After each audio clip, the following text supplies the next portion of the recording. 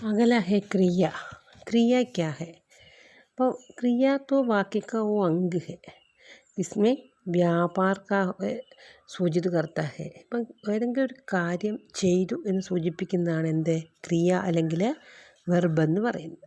അതാണ്. അപ്പം ഒരു വാക്യക്ക് സബ്സെ പ്രമുഖ അംഗ് ഹേ ക്രിയ. ക്രിയ വാക്യത്തിൻ്റെ പ്രമുഖമായിട്ടൊരു അവയവമാണ്. അപ്പം ക്രിയക്ക് ബിന വാക്യ നഹി ഹോത. ഒരു ക്രിയ ഇല്ലെങ്കിൽ എന്തില്ല, വാക്യം ഉണ്ടാവില്ല. അപ്പം ക്രിയ എന്ന് പറഞ്ഞാൽ വാക്യത്തിൻ്റെ ഒരു പ്രമുഖ അംഗമാണ്. ക്രിയക്ക് ബിന വാക്യ നഹി ഹോത്ത. क्रिया तो वो विकारी शब्द है, कोई कार्य और कर्म काम का सूचना देता है. ക്രിയ ഒരു വികാരി ശബ്ദമാണ്, ഏതെങ്കിലും കാര്യത്തെ സൂചിപ്പിക്കുന്നതാണ് എന്ത് ക്രിയ എന്ന് പറയുന്നത്. ക്രിയ ബിന കോയി വാക്യ നഹി ഹോത്ത. ക്രിയ ഇല്ലെങ്കിൽ എന്തുണ്ടാവില്ല, വാക്യം ഇല്ല. അപ്പം ക്രിയ ഉങ്ക വർഗീകരൺ. ഇപ്പം ക്രിയയെ നമ്മൾ വർഗീകരിക്കുന്നത് എങ്ങനെയൊക്കെയാണ്? കർമ്മക്കെ ആധാർ पर और രചന के आधार पर क्रिया का वर्गीकरण किया है. കർമ്മത്തെ അനുസരിച്ചും രചന അനുസരിച്ചും ക്രിയയെ വർഗീകരിച്ചിട്ടുണ്ട്. കർമ്മക്കെ ആധാർ पर क्रिया का वर्गीकरण दो तरह होते हैं, सकर्मक क्रिया और अकर्मक क्रिया. कर्म के आधार पर सकर्मक क्रिया है और अकर्मक क्रिया भी है. അപ്പം सकर्मक क्रिया का मतलब क्या है? കർമ്മം ഉള്ള ക്രിയ. ആ കർമ്മക ക്രിയ എന്ന് പറഞ്ഞാൽ കർമ്മം ഇല്ലാത്ത ക്രിയ. ഇനി കർമ്മം എന്താണ്? ഇപ്പോൾ ഒരു സെൻറ്റൻസിൽ കർത്താവ് കാണാം, കർമ്മം കാണണം, ക്രിയ കാണാം അല്ലേ? അപ്പം കർത്താവ്, കർമ്മം, ക്രിയ. ഇപ്പം രാമിനെ രാവൺ കോ മാര. അപ്പം അതിനകത്തിൽ രാം ആരാണോ പ്രവൃത്തി ചെയ്തത്, കർത്താവ്. പ്രവൃത്തിയുടെ ഫലം അനുഭവിച്ചത് ആരാണ്? രാവണൻ അല്ലേ? അപ്പോൾ അത് കർമ്മം. എന്ത് ചെയ്തു? മാര എന്നുള്ള പ്രവൃത്തി, അതാണ് ക്രിയ. അപ്പോൾ കർത്താവും കർമ്മവും ക്രിയയും. ഇപ്പം സകർമ്മക ക്രിയ എന്ന് പറഞ്ഞാൽ എന്താണ്? സകർമ്മക ക്രിയയിൽ കർമ്മം ഉണ്ട്. അപ്പം ഒരു ക്രിയയോടുകൂടി നമ്മൾ ആരെ, എന്ത്, എന്തിനെ എന്ന് ചോദിച്ചാൽ ഉത്തരം കിട്ടുന്നെങ്കിൽ ആ ക്രിയയാണ് സകർമ്മക ക്രിയ.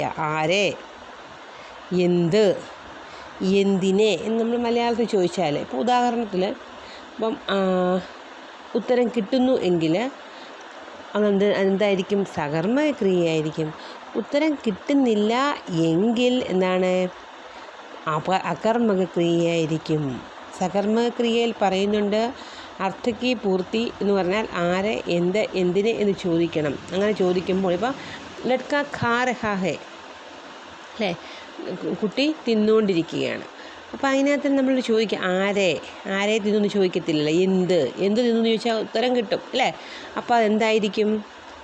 അത് സകർമ്മക ക്രിയയാണ്. അവിടെ ഒരു കർമ്മമുണ്ട്, സകർമ്മക ക്രിയയാണെന്ന് പറയാം. അതേസമയം അകർമ്മക ക്രിയ എന്ന് പറയുമ്പോൾ എന്തായിരിക്കും? അതിനകത്തിൽ കർമ്മം ഇല്ല. കർമ്മം ഇല്ല എന്ന് ഉദ്ദേശിച്ചാൽ ആരെ, എന്ത്, എന്തിനെ എന്ന് ചോദിച്ചു കഴിഞ്ഞാൽ ഉത്തരം കിട്ടത്തില്ല അല്ലേ? അപ്പം അങ്ങനെ ഉത്തരം കിട്ടാത്ത ക്രിയയാണ് എന്ത്? ആ കർമ്മക ക്രിയ. അപ്പോൾ ആന, ജാന, ബൈഠന, ചടന, ഉതർന, സോന, അതൊക്കെ എന്താണ്? ലഡ്കി സോ രഹി ഹെ. ഇപ്പം പെൺകുട്ടി ഉറങ്ങിക്കൊണ്ടിരിക്കുന്നു. ആരെ ഉറങ്ങുന്നു? ഉത്തരമുണ്ടോ? ഇല്ല. എന്തുറങ്ങുന്നു? ഉത്തരമുണ്ടോ? ഇല്ല. എന്തിനെ ഉറങ്ങുന്നു? ഉത്തരമുണ്ടോ? ഇല്ല. അപ്പം ആരെന്നല്ല, ആരെ, എന്ത്, എന്തിനെ എന്ന് ചോദിച്ചാൽ ഉത്തരം കിട്ടുകയാണെങ്കിൽ സകർമ്മക ക്രിയ, ഉത്തരം കിട്ടിയില്ലെങ്കിൽ അകർമ്മക ക്രിയ. ചില ക്രിയകളിൽ ബൈഠന, ചട്ന, ഉതർന, സോന, ഓ ലഡ്ക ബൈഠത്താ ഹെ അല്ലെ? ആരെ ഇരിക്കുന്നു, എന്തിരിക്കുന്നു, എന്തിനെ ഇരിക്കുന്നു. ആരിയ്ക്കുന്നു എന്ന് ചോദിച്ചാൽ ഉത്തരം കിട്ടിയേനെ, പക്ഷെ ആരെ ഇരിക്കുന്നു എന്ന് ചോദിച്ചാൽ ഉത്തരം കിട്ടുന്നുണ്ടോ? ഇല്ല. അപ്പോൾ അങ്ങനെയുള്ള ക്രിയകൾ അകർമ്മകവും, ഉത്തരം കിട്ടുന്നുവെങ്കിൽ അത് സകർമ്മക ക്രിയയുമായിരിക്കും. അപ്പോൾ ഉത്തരം കിട്ടാത്ത ക്രിയകളിൽ അകർമ്മക ക്രിയയിൽ പ്രധാനപ്പെട്ടാണ് ആന, ജാന, ഉട്ന, ബൈഠന, ചട്ന, സോന, രോന ഒക്കെ അകർമ്മക ക്രിയകളാണ്. സകർമ്മക ക്രിയ എന്ന് പറഞ്ഞാൽ ഉത്തരം കിട്ടുന്നു, അതാണ് സകർമ്മക ക്രിയ. അപ്പോൾ ക്രിയ എന്ന് പറഞ്ഞാൽ എന്താണ്? ക്രിയ जो विकारी शब्द है उसके द्वारा कोई कार्य का सूचित होता है. ഒരു കാര്യത്തെ സൂചിപ്പിക്കുന്ന വികാരി ശബ്ദമാണ് ക്രിയ എന്ന് പറയുന്നത്. ക്രിയാവും കാ വർഗി ബിന ക്രിയ ശബ്ദ ക്രിയ ഇല്ലാതെ ഒന്നും നടക്കില്ലുണ്ടോ? ഇല്ല. അപ്പോൾ ക്രിയ വേണം എപ്പോഴും. ഒരു ക്രിയ എന്തിനാണ്? വാക്യത്തിന് ക്രിയ അത്യന്താപേക്ഷിതമാണ്. क्रियाओं का वर्गीकरण दो तरह होता है. पहले तो कर्म के अनुसार होता है, दूसरा रचना या बनावट के अनुसार होता है. कर्म के अनुसार क्रियाओं का वर्गीकरण दो तरह है, अकर्मक क्रिया और सकर्मक क्रिया. अकर्मक क्रिया क्या है? कुछ क्रियाएं अपने आप में पूर्ण होती है, उस क्रिया तो अकर्मक क्रिया है. अर्थ की पूर्ति के लिए अन्य शब्द की अपेक्षा नहीं रहती. आना जाना, उठना बैठना, चटना उतरना, सोना അതൊക്കെ എന്താണ്? അകർമ്മക ക്രിയകളാണ്. അപ്പം क्रियाएं अपने आप में पूर्ण होती है, वाक्य की पूर्ति के लिए अन्य शब्द की अपेक्षा नहीं. ഇപ്പം അങ്ങനെ ചോദിച്ചാൽ ഉത്തരവൊന്നും കിട്ടുന്നില്ല. അപ്പോൾ വേറൊരു കാര്യത്തിൻ്റെ ആവശ്യം അതിനകത്തിൽ വരുന്നില്ല. അതെല്ലാം എന്താണ്? അകർമ്മക ക്രിയയാണ്. यहाँ कोई कर्म नहीं होता, कर्ममिല്ല. लेकिन कर्म ഉള്ള ക്രിയയാണ് सकर्मक क्रिയ. अर्थ की पूर्ति के लिए क्या അല്ലേ, കിസ്കോ അങ്ങനെയുള്ള പ്രശ്നങ്ങൾ ചോദിക്കണം. ആരെ, എന്ത്, എന്തിനെ എന്ന് പ്രശ്നങ്ങൾ ചോദിക്കണം. അങ്ങനെ ചോദിച്ച് ഉത്തരം കിട്ടുന്നുവെങ്കിൽ അതെന്തായിരിക്കും? അത് സകർമ്മക ക്രിയയായിരിക്കും. ഇപ്പോൾ ഇവിടെ പറയുന്നുണ്ട് ലഡ്കാ ഖാ രഹാ ഹേ, ലഡ്കാ ഖ്യാ രഹാ ഹേ ക്യാ, ഒരു പ്രശ്നം നമുക്ക് ചോദിക്കാൻ പറ്റും. അത് ഉചിതമാണ് അല്ലേ, അപേക്ഷിതമാണ്. അപ്പോൾ അതുപോലെ അങ്ങനെ ഒരു ഇപ്പം മാ ബുലാ രഹി ഹേ, ആരെ വിളിക്കുന്നു നമുക്ക് പറയാമല്ലോ. അപ്പോൾ ഉത്തരം കിട്ടുന്നുണ്ട്. അപ്പം ബുലാന എന്ന് പറഞ്ഞാൽ എന്തായിരിക്കും? സകർമ്മക ക്രിയയായിരിക്കും. മനസ്സിലായല്ലോ? സകർമ്മക ക്രിയ ഔർ അകർമ്മക ക്രിയ. അപ്പോൾ അർത്ഥത്തിൻ്റെ പൂർത്തിക്ക് വേണ്ടിയിട്ട് മറ്റൊന്നും ഡിപ്പെൻഡ് ചെയ്യാത്ത അകർമ്മക ക്രിയയാണ്. കുറച്ച് എക്സാമ്പിൾ പറഞ്ഞു. സകർമ്മക ക്രിയ എന്ന് പറഞ്ഞാൽ ആരെ, എന്ത്, എന്തിനേയും നമ്മൾ ചോദിക്കുന്നുണ്ട്. അപ്പോൾ അങ്ങനെ നമുക്ക് അർത്ഥത്തിൻ്റെ പൂർത്തി ലഭിക്കുന്നുണ്ട്. അങ്ങനെ അതാണ് सकर्मक क्रिया. इन रचना या बनावट की दृष्टि से क्रियाओं के दो भेद हैं, मूल क्रिया और यौगिक क्रिया. मूल क्रिया के വേറൊരു പേരുണ്ട്, റൂട്ട്. മൂല और रूठ क्रिया, यौगिक क्रिया. അപ്പോൾ മൂല ക്രിയ എന്ന് പറഞ്ഞു കഴിഞ്ഞാൽ ധാതുവും से जो क्रियाएं बनती है, അതാണ് മൂൽ ക്രിയ. ധാതുക്കളിൽ നിന്നുണ്ടാകുന്നു. ഇപ്പോൾ സോ എന്ന് പറഞ്ഞാൽ സോത്താ ഹേ, സോയാ, സോയേഗ അല്ലേ. ലാത്തേ ഹേ, ലായേ, ലായേങ്കി, അതെല്ലാം എന്താണ്? രൂഢക്രിയയാണ്. അപ്പം ധാതുക്കളിൽ നേരിട്ടുണ്ടാവുന്ന ക്രിയയാണ് എന്ത്? രൂഢക്രിയ എന്ന് അല്ലെങ്കിൽ മൂലക്രിയ എന്ന് പറയുന്നത്. എന്നാൽ ധാതുക്കളുടെ കൂടെ ചില പ്രത്യയങ്ങൾ ചേർത്തുണ്ടാകുന്ന ക്രിയയാണ് യൗഗിക ക്രിയ എന്ന് പറയുന്നത്. ഇപ്പോൾ പഠ് എന്ന് പറഞ്ഞൊരു ധാതുവിൻ്റെ കൂടെ പഠിൻ്റെ മൂലക്രിയ എന്ന് പറഞ്ഞാൽ പട്ടി ഹേ, പടേങ്കി, പഠിയൊക്കെയാണ്. എന്നാൽ പഠിൻ്റെ യൗഗിക ക്രിയ എന്ന് പറഞ്ഞാൽ അതിൻ്റെ കൂടെ ഒരു പ്രത്യയം ചേർന്നു, പഠാന, അന എന്ന പ്രത്യയം ചേർത്തു അല്ലേ. പഠ്വാന, വാന എന്ന പ്രത്യയം ചേർത്തു. ചലാന, ചൽവാന, ഹാത്ത്, ഹത്തിയാന. അപ്പം പ്രത്യയങ്ങൾ ചേർത്തുണ്ടാകുന്ന ഈ ക്രിയകൾ യൗഗിക ക്രിയയും മൂലക്രിയയോട് ചേർത്ത് ഉണ്ടാകുന്ന ക്രിയകൾ എന്താണ്? ധാതുക്കളിൽ നിന്നുണ്ടാകുന്ന ക്രിയകൾ मूल क्रिया അല്ലെങ്കിൽ रूढ़क्रियയുമാണ്. अब रचना या बनावट की दृष्टि से क्रिया के दो भेद होते हैं, मूल क्रिया और यौगिक क्रिया. मूल क्रियाएं क्या है? मूल क्रिया എന്ന് പറഞ്ഞാൽ എന്താണ്? मूल क्रियाएं जो क्रिया है जो धातु से बनती है, सोता है, लाते हैं. लेकिन यौगिक क्रियाएं जो क्रिया है जो मूल क्रिया के साथ नहीं धातु के साथ प्रत्यय लगाकर जोड़ बनाते हैं. पठ, पठवाना, पठाना, ഗരം, ഗർമാന, ചലാന. അപ്പോൾ പ്രത്യയങ്ങൾ എന്ന് പറഞ്ഞാൽ ധാതുക്കളുടെ ബാക്കിൽ ചേർക്കുന്ന അക്ഷരങ്ങളോ അക്ഷരങ്ങളുടെ കൂട്ടവുമായിരിക്കും. അപ്പോൾ അത് ചേർത്തുണ്ടാക്കുന്നതാണ് യൗഗിക ക്രിയ. ഈ യൗഗിക ക്രിയയെ വീണ്ടും നമ്മൾ നാലായിട്ട് തിരിക്കുന്നുണ്ട്. പ്രേരണാർത്ഥ ക്രിയ, നാംധാതു ക്രിയ, സംയുക്ത ക്രിയ ഓർ അനുകരണാത്മക ക്രിയ. അപ്പം ഈ യൗഗിക ക്രിയയ്ക്ക് നമ്മൾ 4 ഭേദങ്ങൾ: പ്രേരണാർത്ഥ ക്രിയ, നാംധാതു ക്രിയ, സംയുക്ത ക്രിയ ഔർ അനുകരണാത്മക ക്രിയ. അപ്പോൾ പ്രേരണാർത്ഥ ക്രിയ എന്ന് പറഞ്ഞാൽ എന്തായിരിക്കും? പ്രേരണാർത്ഥ ക്രിയ എന്ന് പറഞ്ഞാൽ स्वयं न करके किसी कार्य, किसी क्रिया स्वयं न करके किसी और दूसरे के प्रेरणा से बनती है. हमारे सारे पत्र डाक से भिजवाया जाए അല്ലേ, വേറൊരാൾ നമ്മളെ കൊണ്ട് ചെയ്യിക്കുന്നു. അപ്പം അത് ആണ് മറ്റൊരു പ്രേരണയാൽ ചെയ്യുന്ന ക്രിയയാണ് എന്ത്? പ്രേരണാർത്ഥ ക്രിയ എന്ന് പറയുന്നത്. അടുത്ത നാംധാതു ക്രിയ എന്ന് പറഞ്ഞു കഴിഞ്ഞാൽ ക്രിയാധാതുവിനെ ഉപേക്ഷിച്ചിട്ട് അന്യശബ്ദ സംജ്ഞ സർവനാം വിശേഷണങ്ങളുടെ കൂടെ പ്രത്യയം ഉണ്ടായിട്ട് ധാതുക്കളുണ്ടായാൽ അത് നാമധാതു ക്രിയയാണ്. അപ്പം സംജ്ഞയോടും സർവനാമത്തിൻ്റെയും കൂടെ വിശേഷണത്തിൻ്റെയും കൂടെ പ്രത്യയങ്ങൾ ചേർത്തിട്ട് നാമധാതു ഉണ്ടാകുകയാണെങ്കിൽ ബാത്ത് ബത്താന, ലാജ് ലജാന. അപ്പം ക്രിയാധാതു അല്ലാതെ നമ്മളെന്താ സംജ്ഞ സർവനാമം വിശേഷണത്തിൻ്റെ കൂടെ പ്രത്യയം ചേർത്തുണ്ടാകുന്ന ക്രിയയാണ് നാമധാതു ക്രിയ എന്ന് പറയുന്നത്. അടുത്ത സംയുക്ത ക്രിയ എന്ന് പറഞ്ഞാൽ സംജ്ഞ വിശേഷൻ ക്രിയാവിശേഷൻ അങ്ങനെ എല്ലാത്തിൻ്റെയും കൂടെ ചേർത്ത് അതെല്ലാം ചേർന്ന് വേറൊരു ക്രിയ നമുക്ക് യോഗമുണ്ടാകുകയാണെങ്കിൽ അങ്ങനെയുള്ള ക്രിയകളാണ് സംയുക്ത ക്രിയ. സംജ്ഞ ചേർന്ന് അല്ലെങ്കിൽ വിശേഷൻ ചേർത്ത് അല്ലെങ്കിൽ ക്രിയാവിശേഷൻ അല്ലെങ്കിൽ ക്രിയ അതിനോടൊക്കെ ചേർന്ന് അതിൻ്റെ എല്ലാ യോഗത്താൽ ഉണ്ടാകുന്ന ക്രിയകളെ എന്ത് പറയാം? സംയുക്ത ക്രിയ എന്ന് പറയാം. ഇപ്പം സംജ്ഞയോട് ചേർത്ത് ക്രിയ ഉണ്ടാകുവാണെങ്കിൽ രണ്ട് ക്രിയ ചേരുന്നതാണ് സംയുക്ത ക്രിയ. ഇപ്പം സേവ കർണ, മദത് കർണ. വിശേഷൻ ഉണ്ടാകുവാണെങ്കിൽ നഷ്ട് കർണ, ഗായബ് ഹോന. അല്ലേ? ക്രിയാവിശേഷൻ എന്ന് പറഞ്ഞാൽ ആകെ ബെഠന, പീച്ചെ ഹർണ കർണ. അപ്പം രണ്ട് ക്രിയകൾ ചേർന്നുണ്ടാകുന്ന ക്രിയയെ എന്ത് പറയാം നമുക്ക്? സംയുക്ത ക്രിയ. സംജ്ഞ ചേർന്നുണ്ടാകാം, വിശേഷൻ ചേർന്നുണ്ടാകാം, ക്രിയാവിശേഷൻ ചേർന്നുണ്ടാകാം. അതാണ് സംയുക്ത ക്രിയ എന്ന് പറയുന്നത്. അടുത്താണ് അനുകരണാത്മക ക്രിയ. അനുകരണാത്മക ക്രിയ എന്ന് പറഞ്ഞാൽ നമ്മൾ ചില സന്ദർഭങ്ങളിൽ പല സന്ദർഭങ്ങളിലും ധ്വനികളൊക്കെ കേട്ടിട്ടുണ്ട് അല്ലേ? അനുകരണത്തിൽ കൂടി ഉണ്ടാകുന്ന ക്രിയ നമ്മൾ ഖട്ട് ഖട്ട്, thപ്പ് thപ്പ് ശബ്ദങ്ങൾ, ഭൗ ഭൗ അല്ലേ? കുത്തേക്ക ബൗങ്കിന, ഛൽ ഛൽ, ആസു ചൽ ചലന, ഹിൻ ഹിൻ അങ്ങനെയുള്ള അനുകരണങ്ങളിൽ കൂടി നമ്മളെന്താ ഒരു ശബ്ദം ഉണ്ടാകും. ചഹ് ചഹാന, ഫഡ് ഫഡാന, മീമിയാന, മിമിയാന അല്ലേ? അപ്പോൾ ഓരോ അനുകരണം അതിപ്പോൾ ഒരാളുടെ ശബ്ദം അങ്ങനെയാണ്. അപ്പോൾ അത് വെച്ച് നമ്മളൊരു പുതിയ ശബ്ദം ധ്വനികളിൽ കൂടി ക്രിയ ഉണ്ടാകുന്ന ക്രിയയാണ്. जीवन के विविध संदर्भों में अनेक प्रकार की ध्वनियाँ हम सुनते हैं. इन ध्वनियों का अनुकरण करते हुए ഭാഷാ में कुछ ക്രിയയെ ആ ധ്വനികളുടെ അനുകരണം കേട്ടിട്ട് thപ്പ് thപ്പ് നമ്മളിങ്ങനെ അടിച്ച് പണ്ട് നനയ്ക്കത്തില്ലേ, തുണി അലക്കുമല്ലോ, അപ്പോൾ ആ ഒരു ശബ്ദം കൈ അടിക്കുന്ന ശബ്ദം thപ്പ് thപ്പ്. അപ്പോൾ അങ്ങനെ ആ അനുകരണങ്ങളിൽ കൂടി കുറച്ച് അനുകരണങ്ങളിൽ കൂടി ഉണ്ടാകുന്ന ക്രിയയാണ് അനുകരണാത്മക ക്രിയ എന്ന് പറയുന്നത്. അപ്പോൾ ക്രിയയ്ക്ക് ഭേദ് എന്ന് പറഞ്ഞാൽ क्रिया क्या है? क्रिया तो विकारी शब्द है, उसके द्वारा कोई कार्य सूचित होता है. क्रियाओं का वर्गीकरण मुख्य रूप से कर्म के आधार पर और रचना या बनावट के आधार पर होते हैं. कर्म के आधार पर सकर्मक और अकर्मक क्रिया.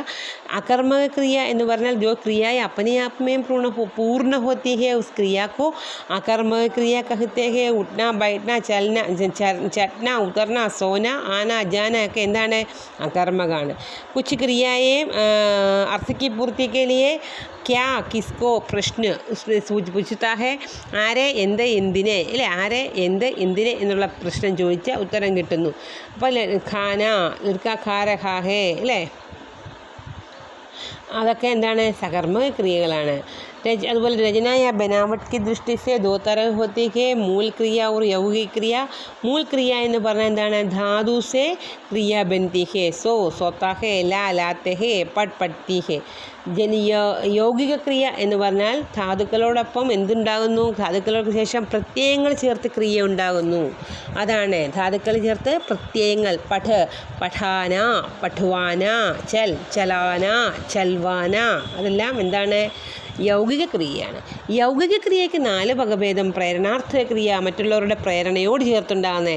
നാമധാതു ക്രിയ, ക്രിയാധാതു അല്ലാതെ തന്നെ സംജ്ഞ സർവനാം വിശേഷണത്തിനോടൊപ്പം ഉണ്ടാകുന്ന ക്രിയ. സംയുക്ത ക്രിയ, ഒന്നോ രണ്ടോ രണ്ടിലധികമോ ക്രിയകൾ ചേർന്നുണ്ടാകുന്ന ക്രിയ. അനുകരണാത്മക ക്രിയ, അനുകരണത്തിൽ കൂടി ഉണ്ടായ ക്രിയ. അത്രയുമാണ് എന്ത്? ക്രിയയുടെ 4 വീണ്ടുമുള്ള 4 വകഭേദങ്ങൾ. ഇനി നമുക്ക് പഠിക്കാനുള്ളതെന്ന് പറഞ്ഞാൽ സഹായ ക്രിയയ്ക്കാകെ സഹായ ക്രിയ പറയുന്നുണ്ട്.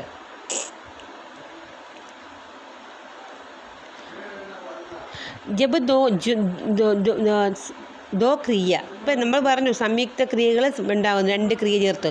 ഒന്ന് മുഖ്യ ക്രിയയാകാം, രണ്ടാമത്തെ എന്തായിരിക്കും, അതിനെ സഹായിക്കുന്ന ക്രിയയാകാം, സഹായ ക്രിയ അല്ലെങ്കിൽ രഞ്ജക ക്രിയയാകാം. അപ്പം സഹായക്രിയ എന്ന് പറഞ്ഞാൽ സഹായക്രിയ വേ ഹോത്തി ഹേ ജിസ്കാ മിശ്രിത अर्थ होता है मुख्य क्रिया के बाद ही सार्थक रूप में प्रयुक्त होती है. पर सहायक क्रिया क्या है, सहायक क्रिया वे है जिनका मिश्रित अर्थ होता है और मुख्य क्रिया के बाद സാർത്ഥക രൂപമേ പ്രയുക്ത ഹോത്തി ഹേ. അതാണ് സഹായ ക്രിയ. അപ്പം സഹായ ക്രിയയെ പറയുന്നതാണ് സക്ക്. ഉദാഹരണമാണ് സക്ക് കഴിയുക, ചുക്ക് അവസാനിക്കുക, ലഗ് ആരംഭിക്കുക, അതിൽ ചാഹ് എന്താ പട്, അതുപോലെ ചാഹ്, അതെല്ലാം എന്താണ് സഹായ ക്രിയകളാണ്. सहाय क्रिया के जो अपना स्वतंत्र अर्थ होता है और जो अपने अर्थ को त्याग कर मुख्य क्रिया के अर्थ में विशेषता पैदा करती है. അത്രയും കാര്യം സഹായ ക്രിയയെ പറ്റി നമ്മൾ പറയണം. സ്വതന്ത്ര അർത്ഥമുണ്ട്, അത് സ്വന്തമായിട്ട് എന്താണ് അർത്ഥത്തെ കാണിക്കാതെ മുഖ്യ ക്രിയയോടൊപ്പമാണ് നിൽക്കുന്നത്. അതെല്ലാം എന്താണ് സഹായ ക്രിയകളാണ്. എന്താണ് അതൊക്കെ സഹായ ക്രിയകൾ. अर्थ की दृष्टि से सहाय क्रिया की कुछ भेद है. അർത്ഥത്തിൻ്റെ ദൃഷ്ടിയിൽ ആരംഭബോധക ക്രിയ എന്ന് പറഞ്ഞാൽ ലഗ്ന, നമ്മൾ ലഗ് പറഞ്ഞില്ലേ, ഗാനേ ലിഖ്താ ഹേ ആരംഭബോധക ക്രിയ. സമാപ്തി ബോധക ക്രിയ ചുക്ക്, കർച്ചുക, ബോൾ ചുക. അപ്പം ചുക്ക് വരുന്ന സമയത്ത് നമ്മൾ കർത്താവിന് ശേഷം ഒരു പ്രത്യയങ്ങളും സക്കും ചുക്കും വരുമ്പോൾ പ്രയോഗിക്കത്തില്ല. ആരംഭബോധക ക്രിയ എന്ന് പറഞ്ഞാൽ നേ, ക്രിയയോടൊപ്പം എപ്പോഴും ആരംഭബോധക ക്രിയയിൽ നേ ചേർക്കും. ബോൽനേ ലഗ, ഗാനേ ലഗ, അല്ലേ. സമാപ്തി ബോധകിലും ചുക്കിലും സക്കിലും എന്താണ് കർത്താവിന് ശേഷം യാതൊരു പ്രത്യയവും ചേർക്കില്ല. അപ്പോൾ ആരംഭബോധക ക്രിയ എന്ന് പറഞ്ഞാൽ ലഗാണ്, ഖാനേ ലഗ. സമാപ്തി ബോധക ക്രിയ എന്ന് പറഞ്ഞാൽ ചുക്കാണ്, കർച്ചുക. നോക്കിയാൽ ഒന്നും ചേർത്തിട്ടില്ല, നമ്മൾ ചേർക്കത്തില്ല. അടുത്താണ് ശക്തിബോധക ക്രിയയാണ് സക്ക്, ദേസക, കർസക, ബോൾസക.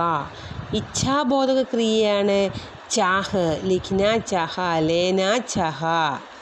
അനുമതിബോധക ക്രിയയാണ് പഠിനെ നഹീ ദേത്ത, അനുവദിക്കുന്നില്ല.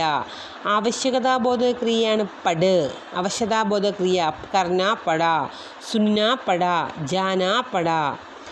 ആകസ്മികതാബോധക ക്രിയയാണ് ബോൽ ഉഠ, കർ ബൈഠ, ഗിർ പട.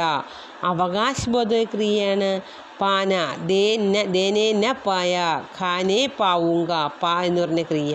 അപ്പം നമുക്ക് सहाय क्रिया എന്ന് പറഞ്ഞാൽ संयुक्त क्रिया में दो क्रिया होती है. पहला तो मुख्य होता है, अല്ലേ. दूसरा तो सार्थक रूप में प्रयुक्त होता है. उसे हम क्या कहते हैं, दूसरे क्रिया को सहायक अथवा रंजक क्रिया कहते हैं. रंजक क्रियाएँ वे होती है जिनका अपना स्वतंत्र अर्थ होता है और अपने अर्थ को त्याग कर मुख्य क्रिया के अर्थ में विशेषता पैदा करती है. തൻ്റെ ക്രിയയെ ഉപേക്ഷിച്ചിട്ട് മുഖ്യ ക്രിയയിൽ സക്ക്, ചുക്ക്, ചാഹ്, പട്, ലഗ്, അതൊക്കെയാണ് എന്ത് എക്സാമ്പിളാണ് പറഞ്ഞിരിക്കുന്നത്. സക്ക് ചുക്ക് വരുമ്പോൾ കർത്താവിന് ശേഷം പ്രത്യയങ്ങൾ ചേർക്കില്ല. അതുപോലെ തന്നെ ലഗ് ആരംഭബോധക ക്രിയ വരുമ്പോൾ ക്രിയയോടൊപ്പം നേ ചേർക്കും. അത് പിന്നെന്താണ് പറഞ്ഞിരിക്കുന്നത്, ചാഹ് ഇച്ഛാബോധക ക്രിയയാണ് ചാഹ്, വിവശതാബോധക ക്രിയയാണ് പഠന. അത്രയും കാര്യങ്ങളാണ് നമുക്ക് പഠിക്കാനുള്ളത്. അപ്പം ക്രിയ എന്ന് പറഞ്ഞാൽ പറഞ്ഞിരുന്നു, നേരത്തെ പറഞ്ഞു, ക്രിയ എന്ന് പറഞ്ഞാൽ പ്രവൃത്തി, ഒരു പ്രവൃത്തിയെ സൂചിപ്പിക്കുന്നതാണ്, വികാരി ശബ്ദമാണ്. ക്രിയയ്ക്ക് വർഗീകരണം കർമ്മത്തിൻ്റെ ആധാരത്തിലുമുണ്ട്, രചനയിലുണ്ട്. കർമ്മത്തിൻ്റെ ആധാരത്തിൽ അകർമ്മക, സകർമ്മക. അകർമ്മക ക്രിയയെ സകർമ്മക ക്രിയയെ എങ്ങനെ തരംതിരിച്ചറിയാം? അടുത്ത രചനയെ ദൃഷ്ടിച്ച് മൂല യൗകിക. യൗകികൻ്റെ പിരിവുകളാണ് പ്രേരണാർത്ഥക, നാമധാതു, സംയുക്ത ക്രിയ, അനുകരണാത്മക ക്രിയ. പിന്നെ സഹായക്രിയ എന്ന് പറഞ്ഞാൽ സംയുക്ത ക്രിയയിൽ ഒന്നിൽ കൂടുതൽ ക്രിയകളുണ്ട്. അതിലൊന്ന് മുഖ്യവുമായിരിക്കും, ദൂസര ക്രിയ സഹായകായിരിക്കും. സഹായക്രിയ ഒരിക്കലും സ്വതന്ത്ര അർത്ഥത്തിൽ അല്ല നിൽക്കുന്നത്, അത് അർത്ഥത്തിനെ ത്യജിച്ചിട്ട് മുഖ്യക്രിയയുടെ അർത്ഥത്തിൽ വിശേഷത കൊടുക്കുന്നതാണ് സഹായക്രിയയിൽ അല്ലെങ്കിൽ രഞ്ജക ക്രിയ എന്ന് പറയുന്നത്. അപ്പോൾ ഇത്രയും കൂടെ ആകുമ്പോൾ നമ്മുടെ ക്രിയയും കഴിഞ്ഞു. എൻ്റെ ആ മൊഡ്യൂൾ ഫുൾ കഴിഞ്ഞു. നിങ്ങൾ ചെയ്യേണ്ട കാര്യമെന്ന് പറഞ്ഞാൽ ഇതെല്ലാം കേട്ടിട്ട് നോട്ട്സ് വേണം എങ്കിൽ എന്നോട് ആവശ്യപ്പെടണം, ഗ്രൂപ്പിൽ തന്നെ പറയണം വേണമെന്ന്. ഞാൻ ടെക്സ്റ്റ് ബുക്കിലെ നോട്ടേ അയച്ചു തരത്തുള്ളൂ, അല്ലാതെ എഴുതി അയക്കേണ്ട ആവശ്യമില്ല.